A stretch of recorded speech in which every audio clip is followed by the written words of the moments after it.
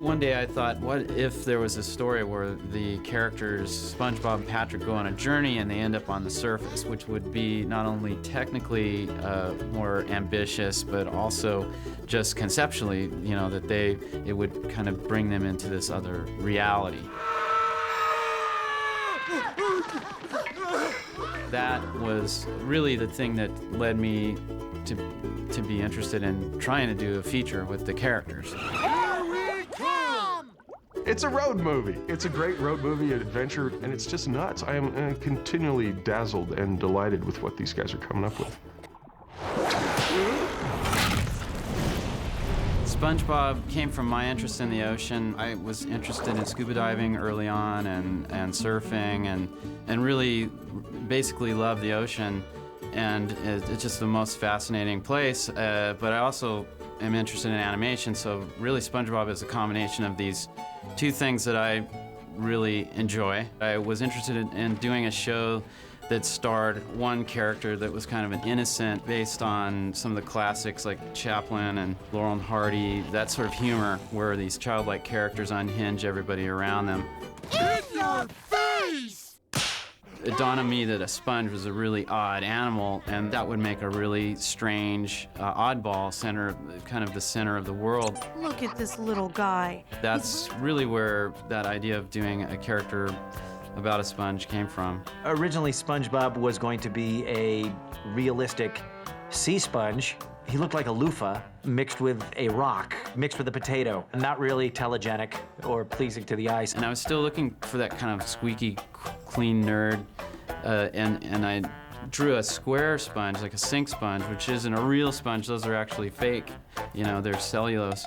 But it looked so funny, and it seemed to fit the personality I was looking for. And that's really when things started to take off. I had this square, sponge-shaped oddball that was going to embody innocence in this show. SpongeBob is an adult character that acts like a child, and he has a child's perspective, and he's well-meaning, but this often causes him trouble. I would say the show is really about not losing that, not losing your childlike sense in life, you know, that it can be helpful in solving problems. It also can cause trouble, and it does for him. We're just kids. A couple of kids in way over their heads. He is this innocent character. He lives in a pineapple next door to a guy that lives in this Easter Island head-like house, obviously the curmudgeon in town, and that makes for a lot of interesting stories.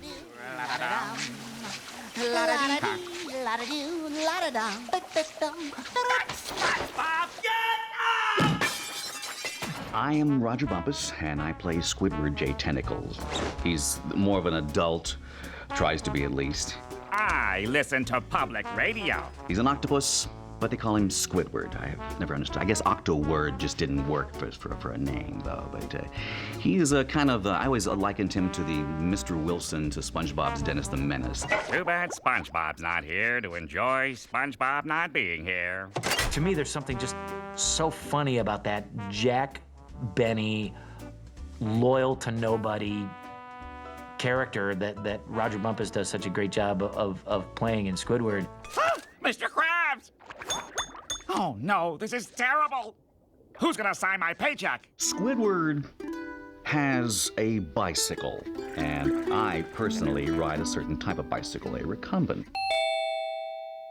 bicycle, and they gave Squidward my recumbent bicycle in this. My little inside joke in the whole thing. No one's gonna know it but me. SpongeBob lives in a pineapple. His neighbor is Squidward, the squid that's a curmudgeon, and then next to him is SpongeBob's best friend, Patrick, who's probably the dumbest guy in town. He lives under a rock, literally. Patrick is one of the denizens of Bikini Bottom. I'm good buddies with SpongeBob, and we have lots of misadventures. This one goes out to my two bestest friends in the whole world. Patrick and his big peanut guy. Everyone knows that Patrick is a dolt. Did you see my underwear? No, Patrick. Except SpongeBob. Did you want to? SpongeBob thinks Patrick is a genius. SpongeBob thinks that all Patrick's ideas are good ideas. I have to use the bathroom. That Patrick is a smart guy, that Patrick knows what's up. I'm supposed to get a toy with this? Patrick is a gamer. Thanks. Patrick is definitely a gamer. And it's an interesting world that it has kind of a childlike, I think, experience of the world around them without the guise of supervision. It's kind of like kids living without parents in a way.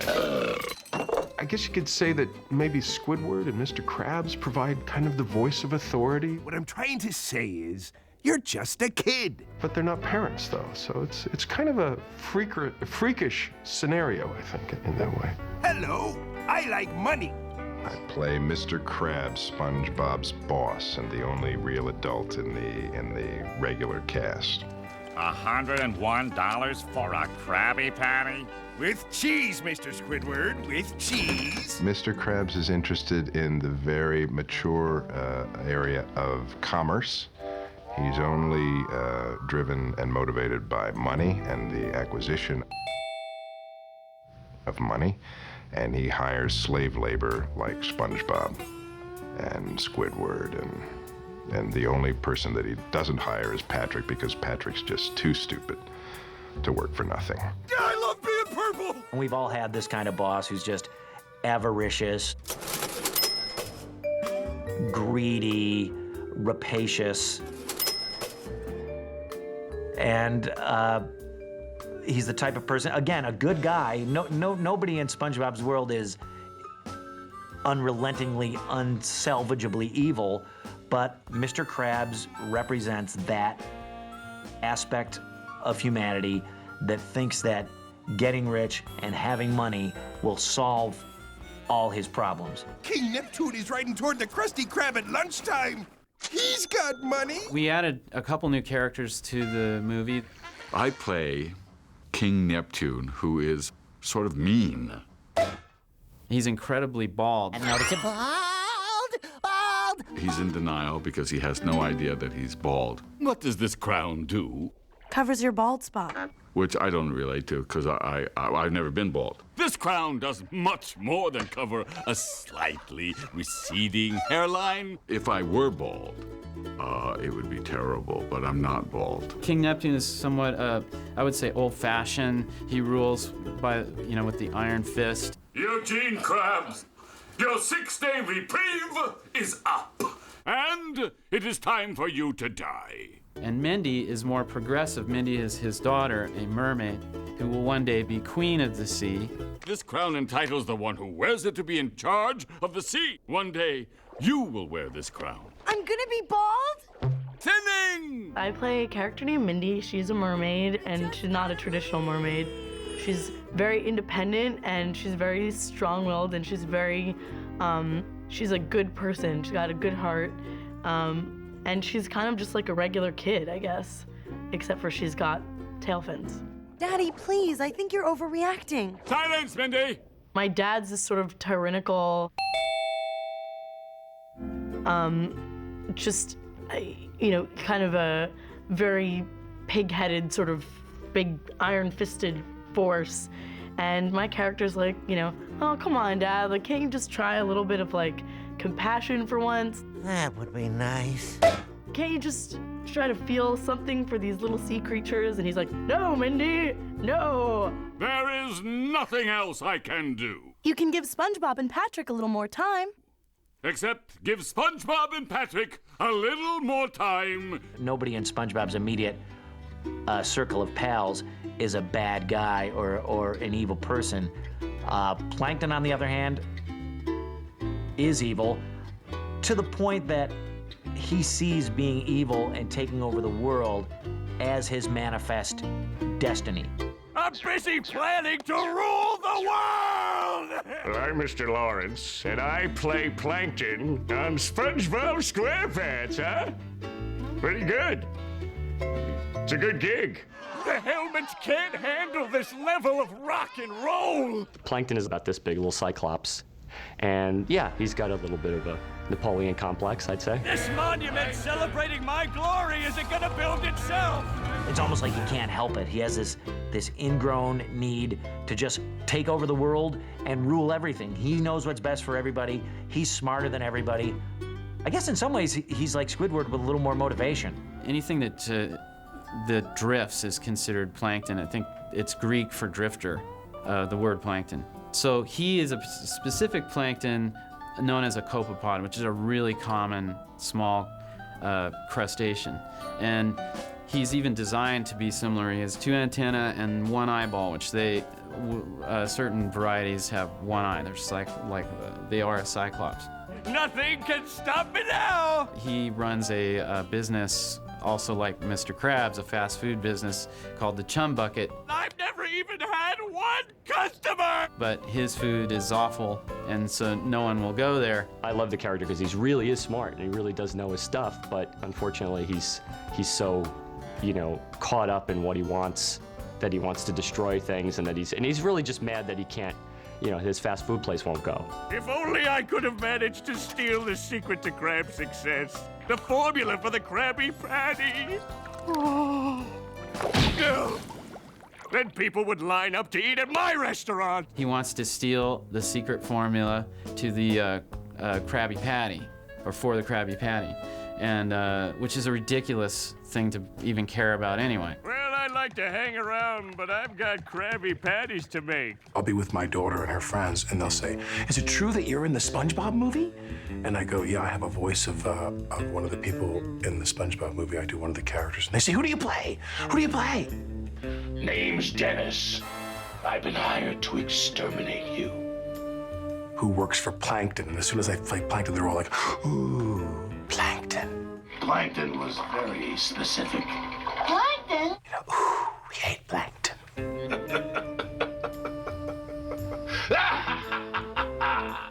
And I've learned now to really push that button with them. So when the next day there'll be a different round of people, my kids' friends, and they'll say, "So are you in the SpongeBob movie?" And I'm like, "Yeah, I work for Plankton." And they all go, "Oh, Plankton." They hate Plankton. So I'm learning more and more about where everybody fits in the SpongeBob world. That was beautiful, but we got S a little too hot. I'm gonna come out there and kill the sound man. Let's do it again. When you set out to do a movie, there should be something special about the movie, I guess the hook of the movie. You know, what's the hook here? And I think the hook is that these guys are going to take a major leap into live action, and for us, technically, that's a huge thing. We never really had the characters running around in a live action world, so that was presented an interesting challenge, and I think that for the audience, I would hope that it's a payoff, you know, that they're going to see something that they would never see during the series. Oh no. How will we ever get back to Bikini Bottom now? I got this phone call from Steve, who created SpongeBob, and called me up and said, "Hi, we're doing a picture called SpongeBob, and we'd love you to be in this." And I said, "I don't care what the part is, I'm in." Because when I mention the word SpongeBob around my household, my kids go crazy. I've seen the show, I love the show, but mainly it's because my kids said, "Dad, you gotta do this one." And I love Nickelodeon. I think it's a really positive thing for kids. And so I was really honored and happy to do this. Look up like that, like, yeah. Oh, yeah. please do it again. Here we go, picture. DH, as I like to call him, meets Patrick and SpongeBob at the edge of the beach, and they're trying to get back with the crown, and they don't have any way to get back, and so Hasselhoff shows up, and he's like the superhero, you know, coming to offer them a free ride back. Action! I can take you there. Who are you? I'm David Hasselhoff. SpongeBob says, "Hooray, who are you?" And I go, "I'm David Hasselhoff." And I went, "How weird is this?" So where's your boat? Boat? You guys. Good, and cut. Somebody said, what if he doesn't have a boat? And so he just swims, and basically Hasselhoff comes running down the beach when they need help and puts him on his back and swims to Bikini Bottom, which is out in the middle of the Pacific. Hooray for Hasselhoff! This is our enormous 13-foot Hasselhoff body. Oh! The double size. 700-pound David Hasselhoff replica with hair from a yak. This is from a yacht. And we built a double-sized version because of all the action that takes place on Hasselhoff's back. Go, Hasselhoff! And we didn't want to ask Hasselhoff to lay in this position for 2 weeks straight while we filmed macro photography on his back.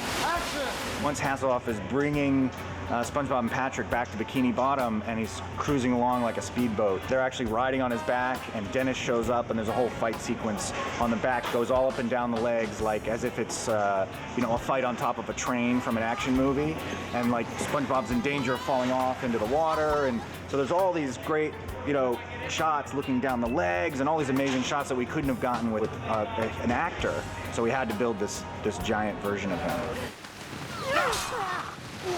Take it easy back there, fellas. He totally understood that it was campy and that he really got it. And after the shoot, I realized no one else could have done this. I mean, the guy was in shape. He has a stunt double that they worked together with, but he does a lot of his own stunts, and he went the whole 9 yards. I mean, he really worked hard for us and did a performance greater than I imagined. And all the while, I know he was excited to do it for us. He was really helping us out, and great job. He did a great job. You done good, Hasselhoff. You done